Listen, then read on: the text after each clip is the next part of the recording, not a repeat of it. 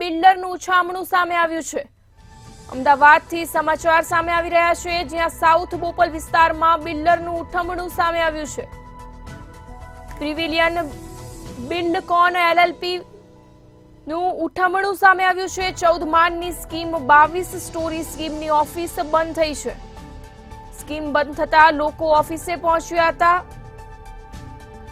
Flat નોંધાવનારા લોકોના પૈસા ડૂબ્યા હોવાનો આક્ષેપ જોવા મળી રહ્યો છે।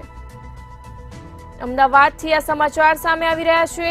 બિલ્ડર જયદીપ કોટક અને હિરેન કારિયા રોકાણકારોથી ભાગ્યા છે। રૂપિયા પાછા આપવા માટે બિલ્ડરના રોકાણકારોને બહાના આપવામાં આવી રહ્યા છે। બિલ્ડરે કરોડોનું ફુલેકું ફેરવ્યું હોવાનો પણ આક્ષેપ જોવા મળી રહ્યો છે। બોપલ પોલીસ સ્ટેશનમાં બિલ્ડર સામે અરજી નોંધવામાં આવી છે। 14 માળની સ્કીમ જ્યાં 22 સ્ટોરી સ્કીમની ઓફિસ બંધ જોવા મળી રહી છે। અમદાવાદના સાઉથ બોપલમાં બિલ્ડરનું ઉઠમણું જોવા મળી રહ્યું છે। બોપલની અંદર આવેલી પ્રિવિલિયન નામની સ્કીમ છે, તે સ્કીમના સંચાલકો હાલમાં ઓફિસે તાળા મારીને જતા રહ્યા છે। જો વાત કરવામાં આવે તો જે લોકોએ ફ્લેટ બુક કરાવ્યો છે તે લોકો હાલ અહીંયા આવ્યા છે, તેમને જ પૂછીશું, આપ અહીંયા આવ્યા છો, આપનું નામ શું છે? મારું નામ કેવિન રમેશભાઈ કોટડિયા છે। મેં 12 થી 14 મહિના પહેલા મેં અહીંયા ફ્લેટ મારો બુક કરેલો હતો 1303 નંબરનો, જ્યાં 22 સ્ટોરી બનવાનું હતું તેમાં। તો મારી પાસેથી 20% પેમેન્ટ તમારે એડવાન્સ આપવું પડશે, એવી રીતે મારી પાસેથી 11 લાખ રૂપિયા લીધા છે। આ પ્રિવિલિયન બિલ્ડકોનમાં મેં પૈસા આપ્યા છે અને અત્યારે છેલ્લા 90 દિવસ પહેલા મેં મારો ફ્લેટ કેન્સલ કરી નાખ્યો હતો। આ પાર્ટીના મને માર્કેટમાંથી ન્યૂઝ ખરાબ મળતા હતા, જેથી કરીને મેં મારો ફ્લેટ કેન્સલ કર્યો હતો। તો આ ફ્લેટ કેન્સલ કરવા છતાં કે હું તમને 30 દિવસમાં પેમેન્ટ આપું, 90 દિવસમાંથી 60 દિવસથી તો મને 1-2 દિવસના વાયદા આપે છે અને આ છેલ્લા 4-5 દિવસથી તો એના સાઈડના બોર્ડ ઉતરી ગયા છે। આ જે ઓફિસ બંધ આવે છે, એમનો નંબર બંધ આવે છે, અહીંયા તેની પેલી કોર્પોરેટ ઓફિસે કોઈ નથી। તો અમારા રૂપિયા હવે આ સંજોગોમાં અમારે લેવાના કોની પાસેથી? એની ઉપર અમે જઈએ છીએ, પોલીસમાં અરજી પણ આપી છે, પણ આની કોઈ જવાબદારી નથી। અને એ માણસ એવું કહે છે કે મારે ખેડૂત પાસેથી આગળથી પૈસા લેવાના છે। તો જે કાંઈ હોય, પણ અમારા પૈસા, અમે નાના માણસ છીએ, મહેનત કરી અને આ રૂપિયાનું અમારું સપનાનું ઘર અહીંયા લીધું હતું। તો એ ભાઈ ઘર તો નથી મળ્યું, પણ જે અમે મૂડી આપી છે એ મૂડી તો અમને કમસે કમ પાછી મળે। તો આ થકી મારું આ કહેવાનું એટલું જ છે કે જે આમાં કોઈ મોટા વ્યક્તિ આવી અને કે આમાંથી ખેડૂત પાસેથી કે જે કાંઈ લેણ દેણ હોય એ બહાર પાડીને અમને અમારી મૂડી ખાલી સેફ કરાવી આપે। તમારી શું માંગ રહેશે? કેટલા લોકોના પૈસા અંદર ફસાયેલા છે? આશરે 200 જણાએ બુકિંગ લીધા છે, 200 જણાના, અને આશરે 50 થી 52 કરોડના બુકિંગ બે સાઈડ, જે આ સાઈડ 22 માળની છે તમારી સામે છે અને બીજી સાઈડ 14 માળ કરીને એને પ્રોજેક્ટ બહાર પાડ્યો હતો, જે આગળ આવે છે સ્વસ્તિક પાર્ટી પ્લોટની આગળ। અડધા યુઝર એના છે અને અડધા 22 માળના છે। બીજા પણ એક છે અમદાવાદવાસી, આપે ફ્લેટ બુક કરાવ્યો, શું પરિસ્થિતિ છે અને શું કહેશો, શું માંગ રહેશે તમારી?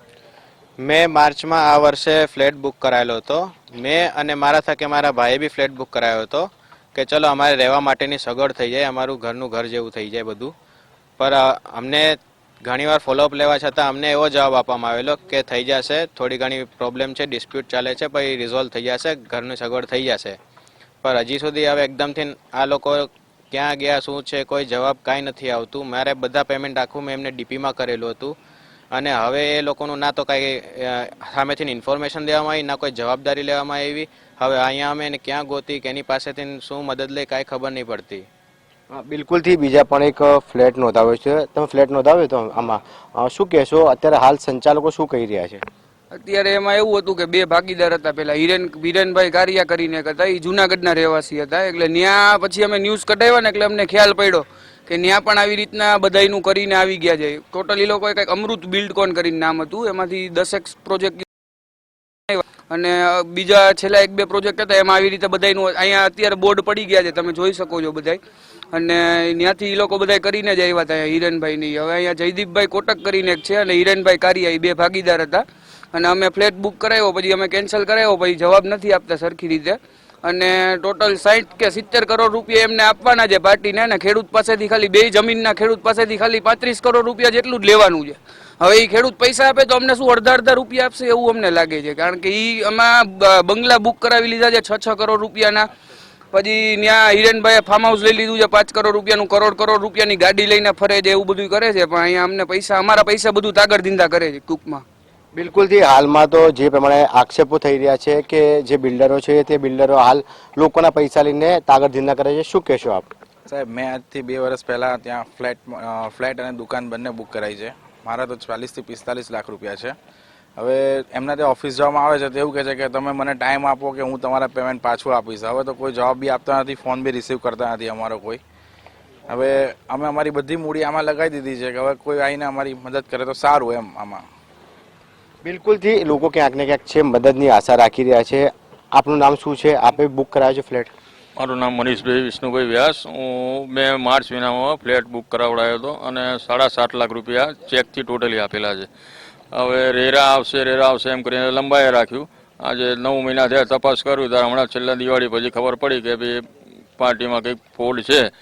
પછી પાછળ ધક્કા ખાઈએ છે તો કે શાંતિ રાખો, ધીરજ રાખો એમ કરીને ડફોડ બનાવવાના ધંધા છે. હવે આજે અહીંયા તપાસ કરવા આવ્યો તો અહીંયા આગળ બી બધું ટોટલી બંધ થઈ ગયેલું છે એટલે ફસાઈ ગયા જેવું છે. તમને શું લાગે હવે તમારી માંગ શું છે અને આગામી દિવસોમાં કાયદાકીય શું પગલાં ભરશો?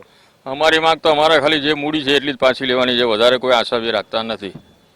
કાયદાકીય તો હવે બધા જે ભેગા થઈને જે કરે એ કરીશું. બિલકુલથી બીજા પણ એક છે વ્યક્તિ, તેમને પૂછીશું આપનું નામ શું છે? કિશન બારડ નામ છે મારું. કિશનભાઈ, તમે બુક કરાવ્યો ફ્લેટ, પછી શું પરિસ્થિતિ છે અત્યારે હાલ? બિલ્ડરો દ્વારા શું જવાબ આપવામાં આવે છે? બિલ્ડરો દ્વારા બિલકુલ કંઈ જવાબ આપવામાં આવતો નથી. ટાઈમ જ આપવામાં આવે છે. આજે કાલે બધા લોકો વારંવાર બિલ્ડર જોડે જઈ આવ્યા છે, ત્યાંથી કોઈ રિસ્પોન્સ સારો આવતો નથી. જેથી કરીને બધા માણસો અહીંયા ભેગા થયા છે. હકીકત એવી રીતના છે કે આ પૈસા ક્યારે નીકળશે, શું થશે, નીકળશે પણ કે કેમ, એ બહુ મોટો પ્રશ્ન છે.